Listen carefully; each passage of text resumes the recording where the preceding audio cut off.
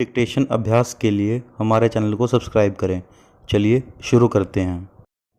गति लेखन संख्या 49 GD बीस्ट रेडी।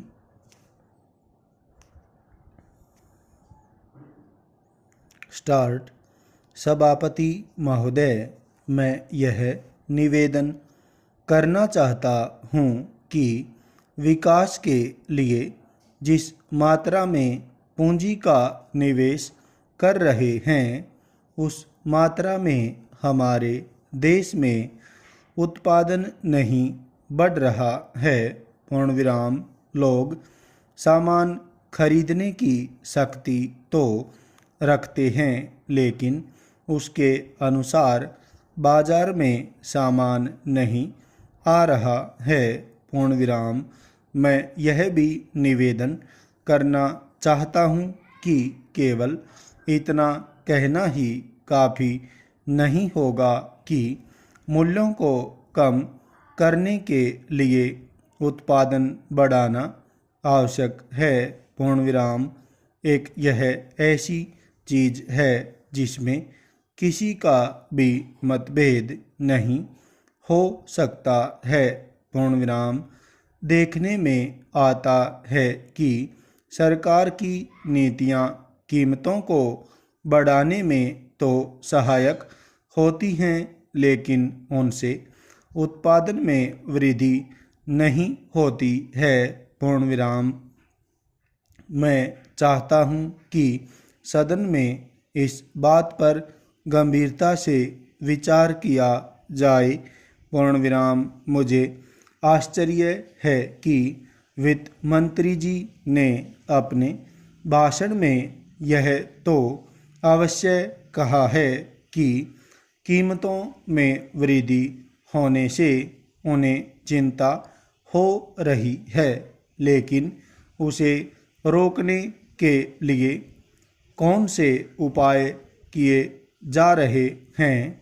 इस संबंध में वित्त मंत्री ने अपने भाषण में उल्लेख नहीं किया है। पूर्णविराम।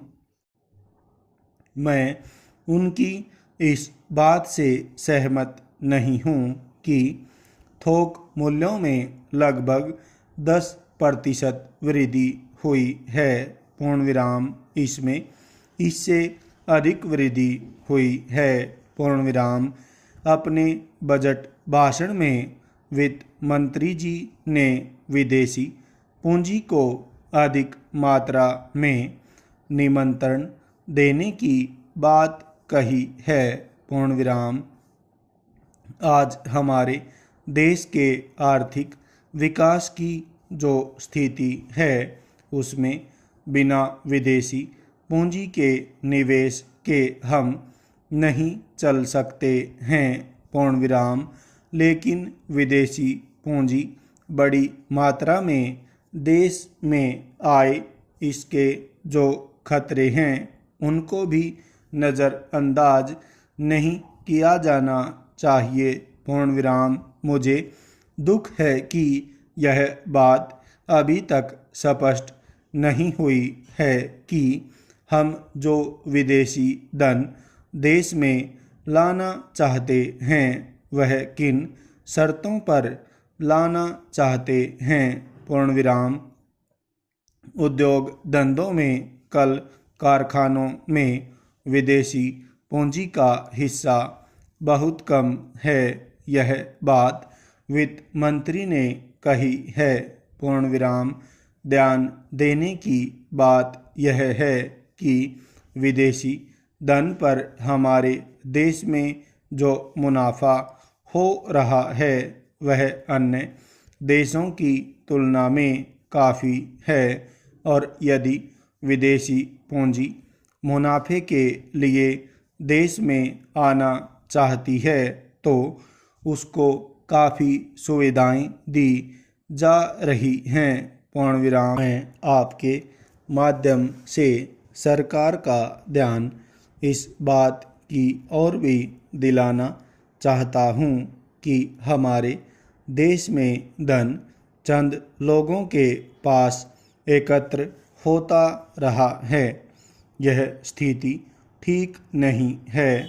सरकार को गंभीरता से इस समस्या पर विचार करना चाहिए और देखना चाहिए कि हमारे देश का धन कुछ ही लोगों के हाथों में न जाने पाए। पूर्णविराम पूंजी को कुछ ही हाथों में जाने से रोकने के लिए सरकार ने जो इरादा किया है उस इरादे को पूरा करने के लिए प्रयत्न करना चाहिए तथा उसके लिए आवश्यक कदम उठाने चाहिए। पूर्णविराम तभी हमारा देश सही मायनों में उन्नत होगा। पूर्णविराम स्टॉप।